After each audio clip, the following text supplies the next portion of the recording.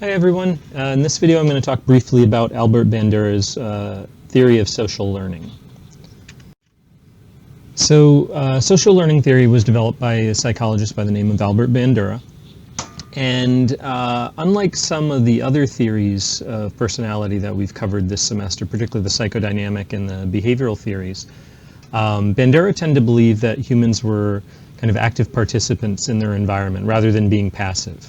And so if you think, for example, of the psychodynamic theories, they tended, particularly Freud, tended to believe that humans were pretty passive and were influenced by unconscious drives, and they really had no control over that sort of stuff until they developed conscious awareness of what was going on. Similarly, the behaviorists kind of believe that we passively respond to a series of reinforcements and punishments, and don't really have much control over our behavior based on that. Bandura thought there was something different, or thought a little differently about this sort of stuff. He tended to believe that humans have things like intentionality and forethought, and we engage in thinking, and so we don't just respond passively to our unconscious drives or the system of rewards and punishments. We actually put some thought and reflection into our behavior. Okay. So his belief that we aren't just passively responding to the environment or unconscious factors was best illustrated in his idea of triadic reciprocal causation. And in some ways, what he's saying is the reason we behave the way we do, and in some ways is similar to what the behaviorists are suggesting, but there's some mediating factors. So here, for example, our behavioral determinants, in basic behavioral theory would be influenced by the environment, right? So the antecedents to our behavior or the rewards or punishments that follow a behavior, right? Those are environmental determinants. And it's really kind of a cause and effect sort of relationship. In Bandura's theory, he would say there's more to it than just that. There's also these personal determinants or personal factors, so they can be cognitive in terms of the way we think, or affective in terms of our emotions and mood, or biological factors. We all have different biological constitutions, and those may influence how we respond to the environment and therefore the behaviors we engage in, rather than just passively responding to the environment. So Bandura's biggest contribution, though, was his theory of social learning, and he came to believe that humans behave the way they do and develop the personalities they do, partly out of basic behavioral principles of reinforcement and punishment. But he also believed that we tend to learn and acquire a lot of behaviors and personality characteristics as a result of observation and modeling. And he came to this conclusion through what's called the Bobo doll study, which some of you may have heard of before. But essentially in the Bobo doll study, he had children come into a lab, and he would observe, the children would observe adults playing with this thing called the Bobo doll. The Bobo doll was basically an inflatable clown, and like a punching bag sort of thing. And the children would watch the adults play with it, and then the children would be asked to go in and play with the doll themselves.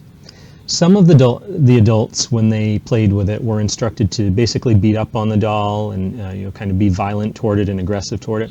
Some of the adults were instructed to just be nice to it, don't act in any sort of aggressive or violent ways toward the doll. And what he ended up finding is the majority of children who witnessed adults beating up on the Bobo doll would go in and beat up on it themselves. Whereas the majority of children who saw adults being nice and kind to it didn't engage in violent behavior, right, or aggressive behavior.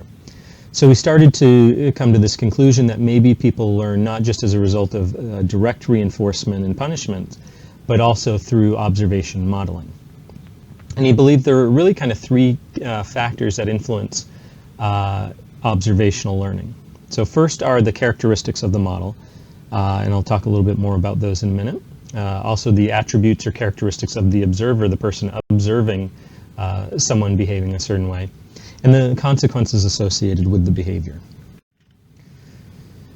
So as far as these three factors go, he believed one of the most important things that influences whether someone will acquire a behavior through observation has to do with the characteristics of the models. The models being the other person demonstrating a behavior.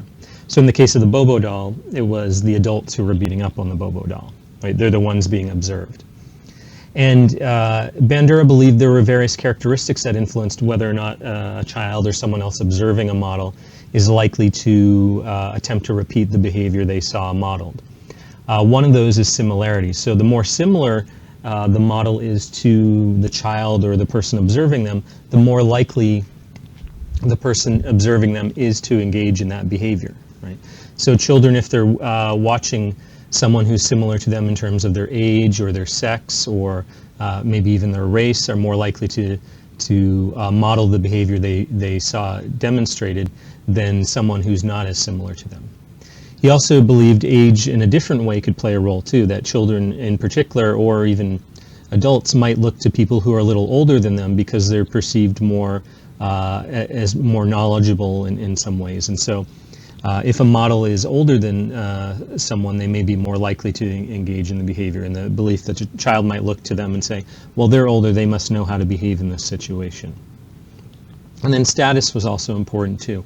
The more of a, in some ways, expert the model is, the more likely the child is to, or the observer is to engage in that behavior. Okay? He also believed that certain characteristics of the observer, right, the one who is most likely going to repeat the behavior, play a role. And in particular, self-confidence and self-esteem he thought were essential. If the person observing the model doesn't feel confident and doesn't feel good about their ability to repeat the modeled behavior, then they're probably unlikely to do it. Okay? And then the last thing that influences social learning in Bandura's perspective were the consequences associated with the behavior, right? And these have to be meaningful rewards or meaningful punishments. Essentially, what Bandura believed is, so as someone is observing someone else engaging in a behavior, they're not just paying attention to the behavior, but they're also paying attention to any sort of consequences the model receives for that behavior. So it could be a punishment, it could be a reward. Right? And it's this idea of vicarious reinforcement or vicarious punishment in some ways, that the person observing model demonstrate a behavior is more likely to engage in that behavior if the model is reinforced than punished. Bandura also believed learning is controlled by 4 other factors, and these factors include attention, retention, reproduction, and motivation. Attention really refers to the ability simply to just sustain attention on what's going on, right? So in the case of the Bobo doll, Bandura would say if the child's not even paying attention to what the adult's doing with the Bobo doll, they're not going to repeat the behavior, which makes sense, right? If you're not paying attention to a model and what they're doing, then you're not going to retain that in memory, and you're not going to be compelled to engage in the behavior. So the first step to learning is the child or the observer has to pay attention. He also believes they have to retain that, though. So just paying attention alone is not enough, right? That you have to retain that in memory, right? It has to go from kind of short-term and working memory into longer-term memory. And sometimes kids may pay attention to things, but they don't retain what they saw, and so therefore, or even adults may not retain what they saw, and so they're going to be less likely to repeat the behavior they saw. The other thing that influences learning is reproduction. So the person has to be able to actually reproduce physically the behavior that they saw demonstrated or modeled. Okay, so for example, a 6-month-old baby, if they see someone swinging a baseball bat, probably isn't, even if they're paying attention to it and retaining in that in memory, they may not have the physical skills, the coordination to be able to swing a baseball bat themselves, right? So they may not be able to do that. However, Bandura believed in this idea of delayed imitation too, where just because a child or someone can't reproduce the behavior in the current moment doesn't mean down the road that they couldn't once they develop those motor skills. The last factor is motivation. So you have to be able to pay attention, you have to retain what you saw, you have to be able to physically reproduce the behavior that you saw, but you also have to have the motivation to do so, the drive and the ambition to do so. And if you don't have that, then you're less likely, even if you saw behavior demonstrated for you, you're going to be unlikely or less likely to repeat that behavior. The last thing I want you to understand, or last concept I want you to be familiar with in Bandura's theory, is his ideas around self-efficacy, because he believes self-efficacy is really important to learning, right? And self-efficacy, in his opinion, is essentially our feelings of adequacy or efficiency or competence in coping with life and being able to do various things, okay?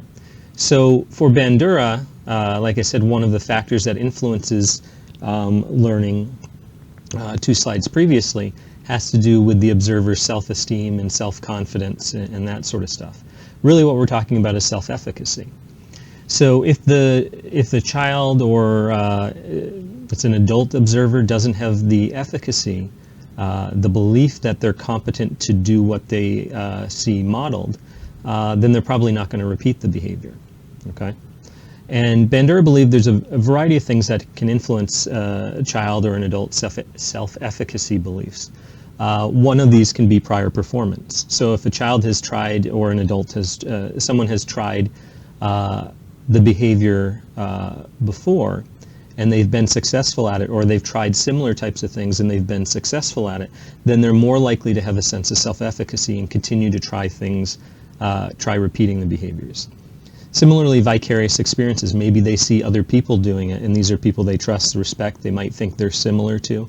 They are more likely to feel like they can do something and they're capable of it. Feedback from others is also really important too. The more feedback that a child or an adult gets from people, like particularly positive feedback that they can do this or they're capable of it, then they're more likely to be able to, or more likely to be willing to try the behavior. And then the last one is physiological and emotional arousal.